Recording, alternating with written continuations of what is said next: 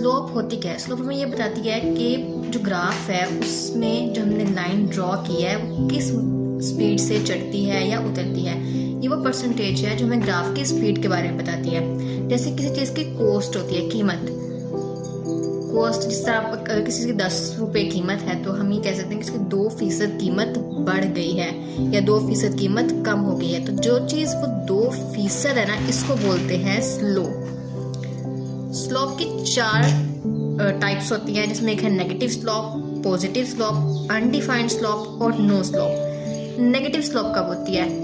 जब हमारा graph left से राइट की तरफ मूव करता है तो स्लोप नेगेटिव होती है। फॉर एग्जाम्पल, जब ग्राफ इस तरह से मूव करता है तो ये एक नेगेटिव स्लोप है। पॉजिटिव स्लोप कब होती है? जब ग्राफ राइट से लेफ्ट की तरफ मूव करे तो वो पॉजिटिव स्लोप है। फॉर एग्जाम्पल, ये ग्राफ है और इसमें जो हमारा ग्राफ है वो इस साइड से ऐसे मूव करता है तो जो ये वाली 5 लाइन है ये स्लोप हुई और वो भी पॉजिटिव स्लोप। अनडिफाइंड स्लोप कौन सी होती है? अनडिफाइंड स्लोप ऐसी स्लोप होती है जिसमें ग्राफ जो y एक्सिस है बिल्कुल सेम टू सेम इसकी तरह हो, तो जो हमारे पास स्लोप आएगी वो अनडिफाइंड होगी। ठीक, इसके अलावा नो स्लोप, नल, मतलब इसमें कोई स्लोप ही नहीं है। इसमें तब होता है जब हमारा ग्राफ एक्स एक्सिस के बिल्कुल सामने हो। एक्स एक्सिस के सामने जो ग्राफ बनेगा वो नो स्लोप होगा। स्लोप को रिप्रेजेंट कैसे करते हैं? क्वेश्चंस में स्लोप को हमेशा m से रिप्रेजेंट किया जाता है। अगर ग्राफ में एक से ज़्यादा लाइंस हैं तो m1, m2, m3 इसका मतलब है स्लोप। अब स्लोप में फार्मूले कितने होते हैं?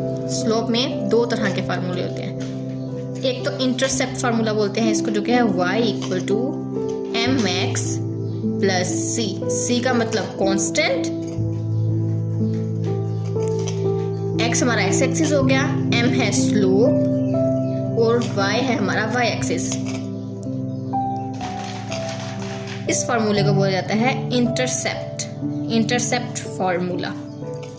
दूसरा फार्मूला हमारे पास होता है 2 पॉइंट फार्मूला, जिसमें है y - y1 = m x - x1।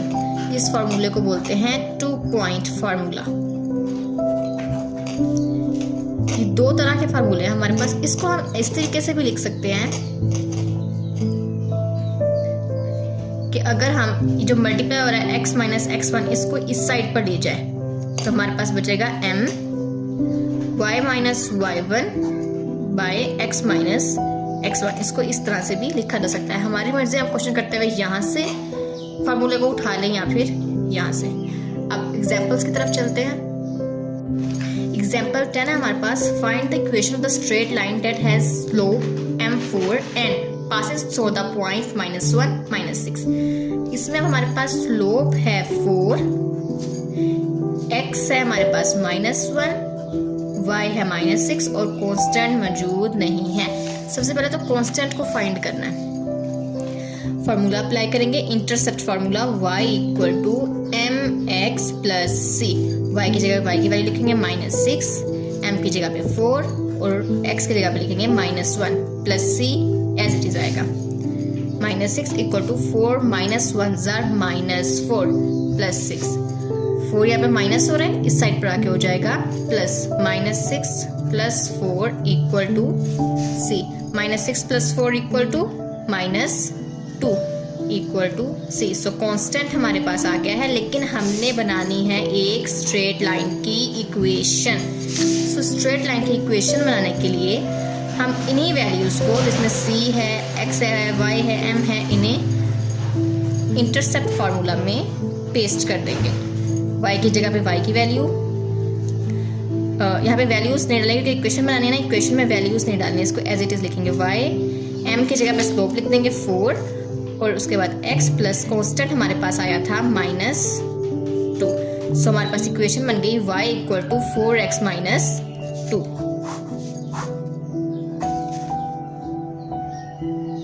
Example example 12 है, find the equation of the straight line that has a slope m4 and passes through the point 1 - 6। पिछला क्वेश्चन हमने इंटरसेप्ट तरीके से किया था, ये वाला हम करेंगे पॉइंट वाले फार्मूले से।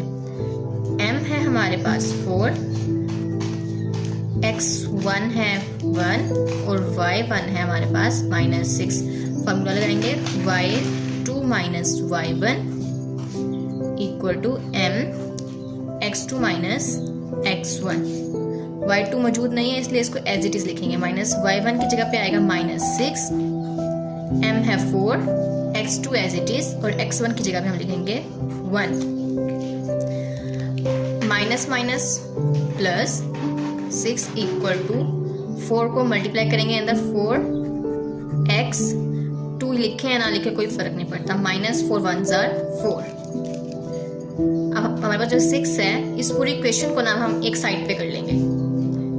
सबसे पहले x वाली वैल्यूज लिख लेंगे और उसके बाद y वाली, ये वाली दोनों वैल्यूज इस साइड पर आकर हो जाएंगी। -y2 है यहाँ पे हो जाएगा -y -6 इक्वल टू 0।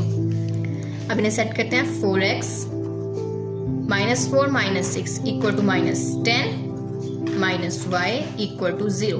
अब इसकी इक्वेशन बनाएं तो 4x -y -10 इक्वल टू 0। तो हमारा काम यही था कि हमने एक इक्वेशन बनानी थी जो इन पॉइंट्स में से गुजरे। तो ये है 4x -y -10। अच्छा, अब ये 2 पॉइंट्स वाले फार्मूले में और इंटरसेप्ट वाले फार्मूले में फ़र्क क्या है? काम दोनों का एक ही है, दोनों में से हमने इक्वेशन ही फाइंड करनी है। लेकिन इस वाले में एक दफ़ा फार्मूले को लगा के हमने कांस्टेंट मालूम किया, उसके बाद फार्मूले को लगा के हमने इक्वेशन बनाई, और इस वाले में एक ही बार में हमने फार्मूला लगाया तो कांस्टेंट भी अपने आप मालूम हो गया और इक्वेशन भी बन गई। इस इक्वेशन को अगर हम इंटरसेप्ट फॉर्म में लिखें तो हम इसको इस तरह लिखेंगे कि y को इक्वेशन की दूसरी साइड पर ले जाएंगे, तो हमारे पास बन जाएगा 4x -10 इक्वल टू y। ये है इक्वेशन की इंटरसेप्ट फॉर्म स्लोप की। नेक्स्ट है हमारे पास एग्जांपल 15। पहले जो हमने क्वेश्चंस किए थे ना उनमें एक हमारे पास स्लोप थी, उसके अलावा हमारे पास x था और y था। लेकिन इस वाले में स्लोप नहीं है, हमने पहले स्लोप फाइंड आउट करनी है, उसके बाद इक्वेशन बनाएंगे। हमारे पास जो गिवन है हम पहले वो लिख लेते हैं, x1 है 2, x2 है 4, y1 है -3 और y2 है 3। इसके बाद हम 2 पॉइंट्स फार्मूला लगाएंगे और उससे स्लोप फाइंड करेंगे। y2 - y1 bye x2 - x1। m equal to y2 है हमारे पास 3 माइनस y1 है -3 बाय x2 है हमारे पास 4 माइनस x1 है 2। सारी वैल्यूज पुट की, माइनस माइनस प्लस 3 और 3 हो जाएगा 6 bye 4 - 2 2 1s are 2 2 3s are 6। हमारे पास स्लोप आ जाएगी 3। अब इस स्लोप का यूज करते हुए हमने बनानी है एक इक्वेशन। इसके लिए हम इजी वे यूज करेंगे, y - y1 equal to slope x - x1। y as it is रहेगा, y1 की जगह y1 ऐड करते हैं -3 इक्वल टू स्लोप आई है 3, x - x1 की जगह x1 पुट कर दें जो कि है 2, minus minus plus y plus 3 equal to 3 को मल्टीप्लाई करेंगे 3x - 3 2s are 6। अब 3 साइड पे प्लस और दूसरी साइड पे जाके इसको माइनस कर देंगे, 3x - 6 - 3 -6 - 3 माइनस माइनस प्लस 6 + 3 -9। सो हमारे पास इक्वेशन आती है y इक्वल टू 3x - 9।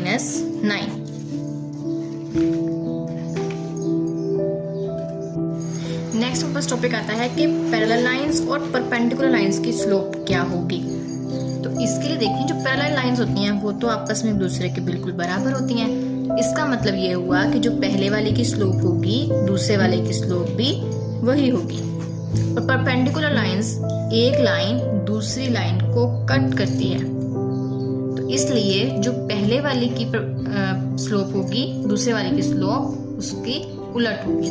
जैसे अगर पहले वाले की स्लोप m1 है तो दूसरे वाले के ये पॉजिटिव में है तो वो नेगेटिव में, और इसके बाय में चली जाएगी दूसरी।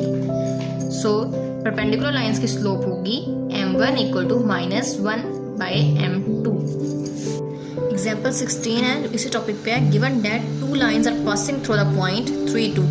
2 लाइन्स फाइंड करनी है जिसके पासिंग पॉइंट्स 3 और -2 हैं।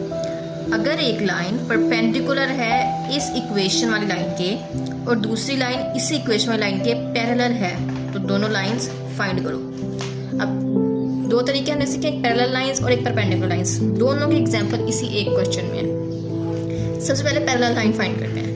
क्या बताया था आपको? पैरेलल लाइन की स्लोप और दूसरी स्लोप आपस में हमेशा बराबर होती हैं। 2 लाइन्स हैं। नीचे वाले की इक्वेशन क्या है? y = 3x + 1। ऊपर वाले की इक्वेशन नहीं मालूम। हमने क्या किया? पहले हम गिवन लिख देते हैं। पास गिवन क्या है? हमारे पास गिवन है x जो कि है 3, y गिवन है जो कि है -2 और स्लोप गिवन है। स्लोप कैसे गिवन है? इसकी स्लोप है 3 तो इस वाले की स्लोप क्या होगी? इसकी स्लोप भी ऑब्वियसली 3 ही होगी। कांस्टेंट फाइंड कर लें या फिर 2 पॉइंट्स फार्मूला लगाना है। 2 points formula I think easy है तो हम वो यूज़ कर लेते हैं। y - y1 slope x - x1। y - y1 की जगह पे आएगा -2। स्लोप है हमारे पास 3 और x की जगह पर आएगा 3 - x1 है।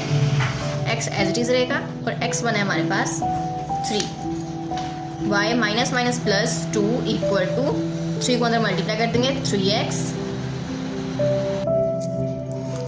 3 3 = 9। 2 इस साइड प्लस और दूसरी साइड पे जाके इसको हम माइनस कर देंगे। -9 - 2 -9 - 2 प्लस 9 और 2 हो जाएंगे हमारे पास 11। सो पैरेलल लाइन की इक्वेशन आ गई हमारे पास। अब इक्वेशन फाइंड करते हैं परपेंडिकुलर लाइन की। एक लाइन दूसरी लाइन के ऊपर परपेंडिकुलर है तो नीचे वाले की इक्वेशन है हमारे पास y = 3x + 1।